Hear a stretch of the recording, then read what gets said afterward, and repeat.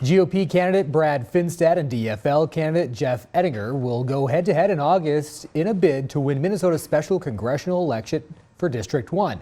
Now, KIMT News 3's Alec Lasham spoke with both of those candidates today. And Alec, what did you talk about? Well, Tyler, my conversations with Finstad and Ettinger covered their stances on abortion, gun legislation, and election integrity. Both candidates secured the majority of votes in the Congressional District 1 primary last night, with Ettinger securing more than 64% of the vote and Finstad narrowly beating out Jeremy Munson with 38% of the vote. When asked about election integrity, both candidates offered a different view of how they perceived the 2020 election.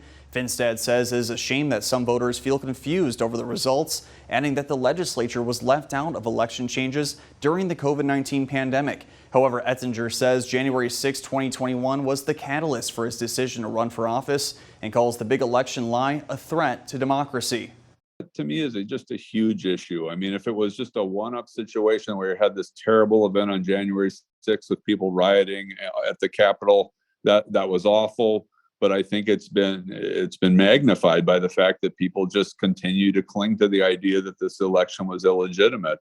I mean, you had volunteers throughout the country working at election booths that tell you that the things are proper. There were 60 court cases to review any improprieties, and so at some point you just need to move on. Election integrity standpoint, though, I will tell you that the absolute wrong answer is to make it a federal run system. It needs to be the most localized run effort that we can do.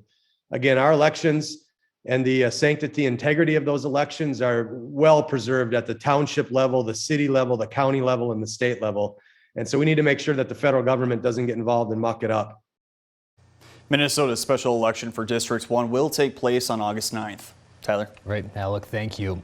Also running for office in the special election is grassroots legalized cannabis candidate Haroon McClellan and Legal Marijuana Now candidate Richard B. Reisdorf.